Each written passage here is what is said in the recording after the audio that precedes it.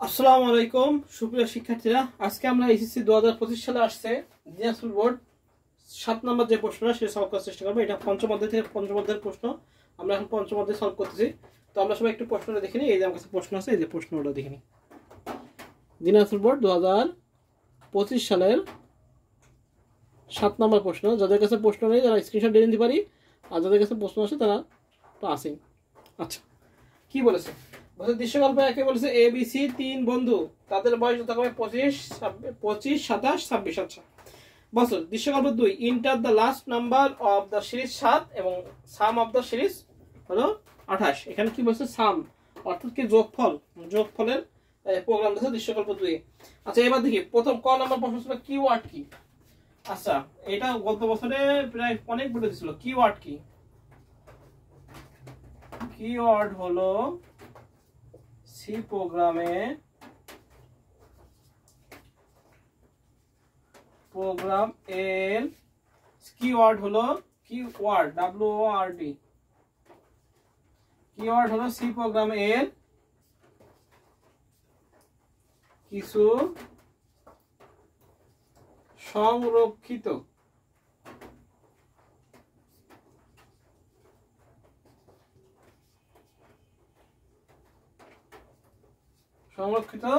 Keyword হলো C প্রোগ্রামের কিছু সংরক্ষিত শব্দ। এটা হলো কি আমাদের কিওয়ার্ড। সি প্রোগ্রামের কিছু সংরক্ষিত শব্দকে কি বলা হয়? কিওয়ার্ড বলা হয়। এটা গত বছর অনেকবার অনেক পরীক্ষা আসছে। আচ্ছা, এবার খ নাম্বার কি বলেছে? আমরা এইভাবে লিখতে পারি যে কিওয়ার্ড হলো প্রোগ্রামে ব্যবহৃত কতগুলো সংরক্ষিত বিশেষ শব্দ যার নির্দিষ্ট অর্থ আছে এবং যা প্রোগ্রামে একটি নির্দিষ্ট কার্য সম্পাদন করে। বা এটাও লিখতে পারি যে কিওয়ার্ড হলো সি প্রোগ্রামের কিছু সংরক্ষিত শব্দ। এটা হলো কিওয়ার্ড। আচ্ছা, এবার খ নাম্বার আসে। খ নাম্বার কি বলেছে? খ নাম্বার বলেছে হলো ভেরিয়েবলের নাম লেখার নিয়মগুলো ব্যাখ্যা করো। আচ্ছা, ভেরিয়েবলের নাম লেখার নিয়মগুলো ব্যাখ্যা করো। আচ্ছা, ভেরিয়েবলের নাম লেখার অনেকগুলো নিয়ম আছে, সেই নিয়মগুলো আমরা জানি। ভেরিয়েবল মানে কি? চলক। ভেরিয়েবল মানে কি? চলক। আচ্ছা, প্রোগ্রাম নির্বাহে যার মান পরিবর্তনশীল তাকে কি বলা হয়? চলক বলে। এবার আমরা লিখবো যে ভেরিয়েবল নিয়মে ভেরিয়েবল ঘোষণার নিয়মাবলী নিচে ব্যাখ্যা করা হলো। আচ্ছা, প্রথমে 1 নম্বর, ভেরিয়েবলের প্রথম অক্ষর অবশ্যই অক্ষর হতে হবে। কি হতে হবে? ভেরিয়েবল এর প্রথম অক্ষর অবশ্যই অক্ষর হতে হবে। কিভাবে? যেমন আমরা লিখবো হলো ধরি আকাশ, আমার নামে লিখি আকাশ। এর একটা ভেরিয়েবল, কিন্তু অন আকাশ এটা অবৈধ ভেরিয়েবল। তাহলে কি লিখবো? প্রথমে 1 নম্বর রুল লিখবো, ভেরিয়েবলের প্রথম অক্ষর অবশ্যই অক্ষর হতে হবে। 2, ভেরিয়েবলে ফাঁকা স্থান গ্রহণযোগ্য নয়, যেমন রোল নাম্বার ক্রস হবে না। 3, ভেরিয়েবলে আন্ডারস্কোর ব্যবহার করা যায়, যেমন রোল নাম্বার। আন্ডারস্কোর কোনটা? এই নিচে, এটাকে বলা হয় আন্ডারস্কোর। তাহলে এটা রাইট ভেরিয়েবল। ঠিক আছে, এবার আসি 4, ভেরিয়েবলে কোনো কিওয়ার্ড ইউজ করা যাবে না। ভেরিয়েবলে কোনো কিওয়ার্ড ভেরিয়েবল হিসেবে ঘোষণা করা যাবে না। 5 নম্বর, ভেরিয়েবলে স্পেশাল ক্যারেক্টার ব্যবহার করা যাবে না, যেমন আমরা থাকতে পারে আকাশ, এটা অবৈধ ভেরিয়েবল। হ্যাঁ, ভেরিয়েবলে কোনো স্পেশাল ক্যারেক্টার কি করা যাবে না? ব্যবহার করা যাবে না। এই হলো মোটামুটি 5টা কি 6টা রুল লিখে দেবো, মোটামুটি 2 মার্কে আমাদের হয়ে যাবে। তো আমরা কি লিখবো?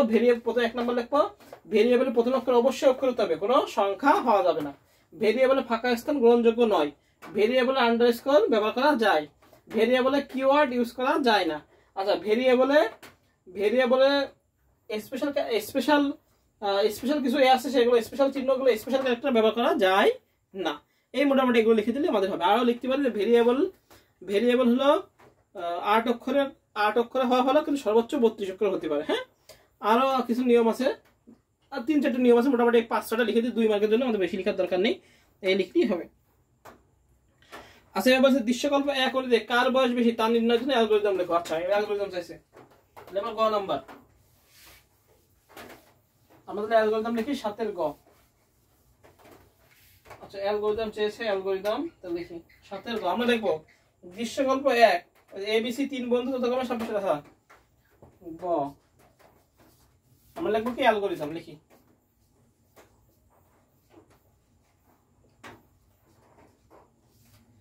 আচ্ছা, অ্যালগরিদম, অ্যালগরিদম কাকে বলে? সমস্যার সমাধানের জন্য যুক্তিসম্মত পর্যায়ক্রমিক ধারা বর্ণনাকে অ্যালগরিদম বলে।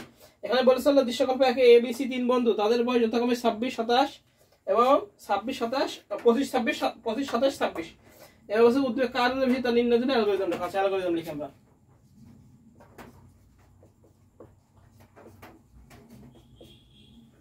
প্রোগ্রাম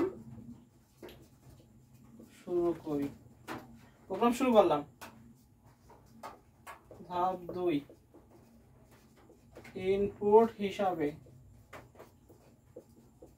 এর মান দেওয়া আছে 3 বন্ধু, এর মান আছে 25, বির মান দেওয়া আছে হলো 27 ও সি সমান সমান দেওয়া আছে হলো 26। এর মান গ্রহণ করি।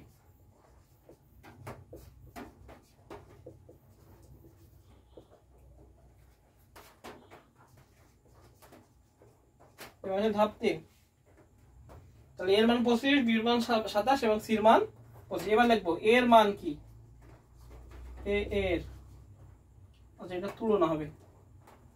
এবার আছে তুলনা, লিখবো তুলনা এর মান কি বিয়োগ সি এর চেয়ে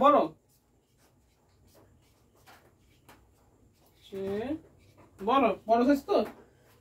তিনটি কার বয়স বেশি? আচ্ছা তিনটি সংখ্যা কার বয়স বেশি, তাহলে এ মান কি বি ও সি এর চেয়ে বেশি, এটা আমরা দিতে পারি বেশি। যেহেতু বড় জানি আর বেশি বলেছে সেটা আমরা বেশি দিয়ে প্রোগ্রামটা করতে পারি। বেশি, এ এর মান কি বি ও সি এর চেয়ে বেশি। ক যদি হ্যাঁ হয় তাহলে ছাপাই এ বেশি। তাহলে কি এর বয়স বেশি, এ বেশি। আর খ যদি না হয়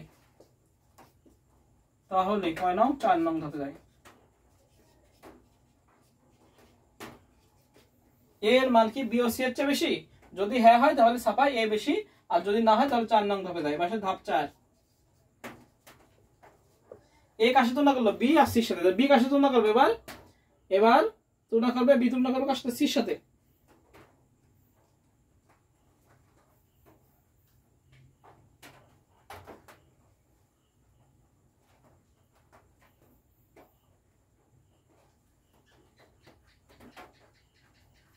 বি কার সাথে করবে? সির সাথে। বি কার সাথে করবে? সির সাথে।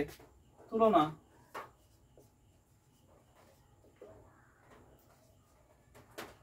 বি এর মান কি সি এর চেয়ে বেশি।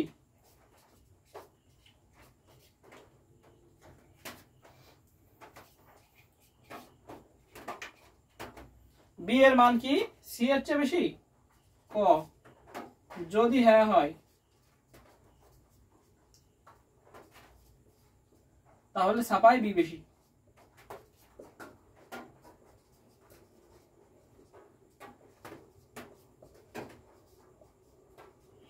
তাহলে ছাপাই বি বেশি। আর খ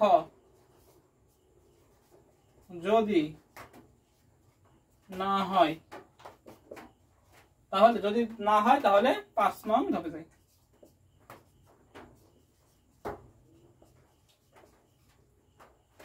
ধাপে যাই। আচ্ছা এবার আছে ধাপ 5।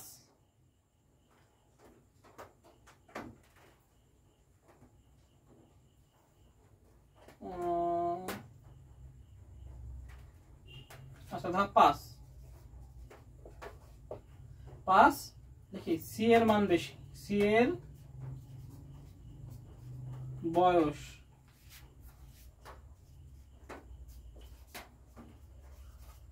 বেশি। ধাপ 6, প্রোগ্রাম শেষ করি।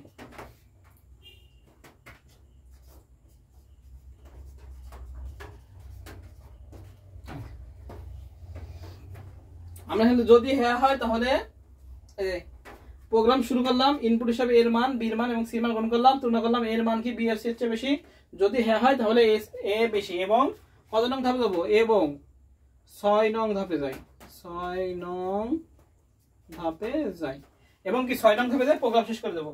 আচ্ছা, আর যদি না হয় তাহলে কয় নম্বর ধাপে যাবো, 4 নং ধাপে যাবো। আমার প্রশ্ন করেছে বি এর মান কি সি এর চেয়ে বেশি, যদি হ্যাঁ হয় তাহলে বি সাফাই বির মান সাফাই, এবং কয় নং ধাপে যাবো, 6 নং ধাপে যাই, এবং 6 নং ধাপে যাই, এবং কি 6 নং ধাপে যাবো। আর যদি না হয় তাহলে 5 নং ধাপে যায় সির বয়স বেশি লিখে প্রোগ্রাম শেষ করে দেবো। এই হলো আমার 3টি সংখ্যার বড় নির্ণয়ের অ্যালগরিদম। বোঝা গেছে? আমি একবার বোঝা দিচ্ছি। আমরা প্রোগ্রাম শুরু করলাম, এখন ইনপুটের মান তো দেওয়া আছে প্রোগ্রামে, এ 25, বি 27 আর সি হলো 26, এর মান গুণ করবো, তুলনা করবো এর মান কি বি ও সি এর চেয়ে বেশি, যদি হ্যাঁ হয় তাহলে ছাপাবো এ বেশি এবং 6 নং ধাপে যায় প্রোগ্রাম শেষ করে দেবো, যদি না হয় তাহলে 4 নং ধাপে যাবো। আবার তুলনা করবো বি এর মান কি সি এর চেয়ে বেশি, যদি হ্যাঁ হয় তাহলে ছাপাই বি বেশি এবং 6 নং ধাপে যায় প্রোগ্রাম শেষ করে দেবো, যদি না হয় তাহলে 5 নম্বর ধাপে যাবো, সি এর মান বেশি এবং কি করবো 6 নং ধাপে প্রোগ্রাম শেষ করে দেবো। এই হলো আমাদের অ্যালগরিদম। আচ্ছা, এবার কি বলেছে, দৃশ্যকল্প 2 এর মতো আউটপুট পাওয়ার জন্য সি ভাষায় একটি প্রোগ্রাম রচনা করা সম্ভব। কি? আচ্ছা, input the last number of series 6 দিছে, 7 দিছে, আর হলো 28। সম্ভব সিরিজের প্রোগ্রাম দিছে, আমরা প্রোগ্রামটা করি, বুঝতে পারলাম এটা। তাহলে আমাদের গ শেষ।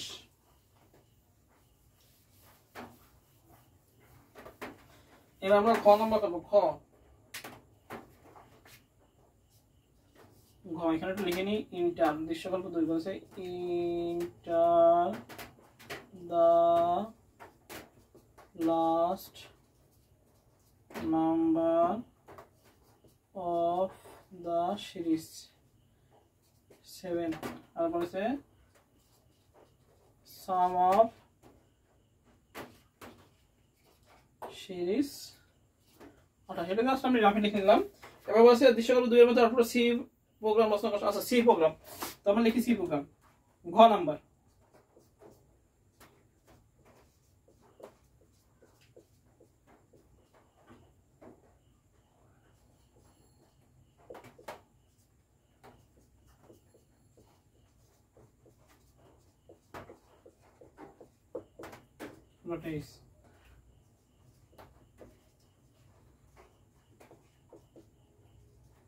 আচ্ছা, প্রথমে লিখবো হলো ইন্টিজার নেব। ইন্টিজার কি নেব, ইন্টিজার হলো এন। এন মানে নাম্বার কত ছিল, 7, লিখে দেবো জায়গা 7, 7। আর কি ছিল, আই এর মান কত ছিল, আচ্ছা আই মানটা আমরা একটু ফর্মুলা বলে দিই, মানে আই লাগবে, আর কি লাগবে, আর লাগবে হলো সাম, এসইএম সাম। সামের মান কি 0। আচ্ছা, এন এর মান 7, আই এর মান হলো, আই এর মান তো বলে দেবো যখন ফর লুপ করব, আর সামের মান 0। আচ্ছা, এটা কি লিখছি, সিএলআর এসইআর, এটা দিলেও হয় না দিলেও কোনো সমস্যা নেই। আচ্ছা, প্রিন্ট এফ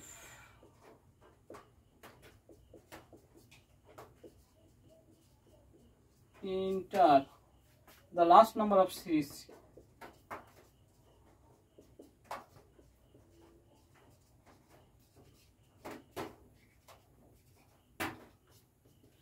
printf দিয়ে লিখবো enter the last number of series। এবার scanf দেব, %d দিয়ে আমরা কি নেব, n দিলাম। n এর মান বলে দিচ্ছি এখানে 7, তাহলে আর আলাদা করে বলার দরকার নেই। আচ্ছা, এবার ফর লুপ, ফর দিয়ে করব, ফর i সমান 1, i এর মান কি n এর চেয়ে বড় বা সমান, অর্থাৎ n এর মান এখানে 7 বলে দেওয়ার কারণে এখানে 7 দেওয়া লাগবে না, i প্লাস প্লাস গেল, ভিতরে ঢুকলো। এবার হলো সাম সমান সমান সাম প্লাস i, সিরিজের প্রোগ্রাম দিছে। হলো, এবার প্রিন্টএফ দিয়ে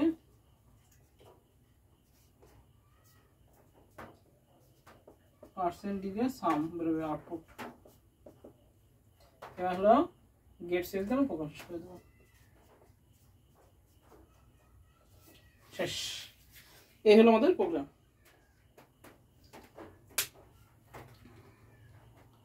একদম সহজ প্রোগ্রাম। কি বলেছে এখানে, দৃশ্যকল্প দিয়েছিল enter the last number of series 7 চেপেছে এবং সাম অফ দ্য 28 বলেছে, এটার প্রোগ্রাম করতে। তাহলে আমরা ইনকোয়ারিটাইজ ভয়েড ম্যান দিলাম, ইন দিয়ে n এর মান 7, i এর মান তো এখানে বলে দিই বলে আর এর মান বললাম না, আয়ের মান আই দিলাম, আয়ের মান হলো 1,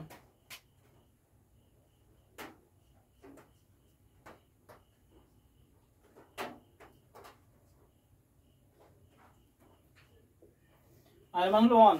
আচ্ছা, I sum মানে 0, ক্লিয়ার স্ক্রিন দিলাম, printf enter the last number of series দিলাম, স্ক্রিন অফ দি ইনপুট নিয়ে নিলাম n, ফর লুপ আয়ের মান 1, i কত পর্যন্ত যাবে 7, এই n পর্যন্ত n এর মান বলে দিয়েছি 7, 7 পর্যন্ত যাবে i প্লাস প্লাস, সাম সমান সাম প্লাস i অর্থাৎ যোগ হবে, আর এক করে ইনক্রিমেন্ট বাড়বে 7 পর্যন্ত যাবে, আর printf কি %d সাম বেড়ে যাবে, গেট 6 দিয়ে প্রোগ্রাম শেষ করে দিলাম। এই হলো আমাদের দিনাজপুর বোর্ড 2025 সালের 7 নাম্বার সলভ। সবাই ভালো থাকি, সুস্থ থাকি, সবাইকে আসসালামু আলাইকুম।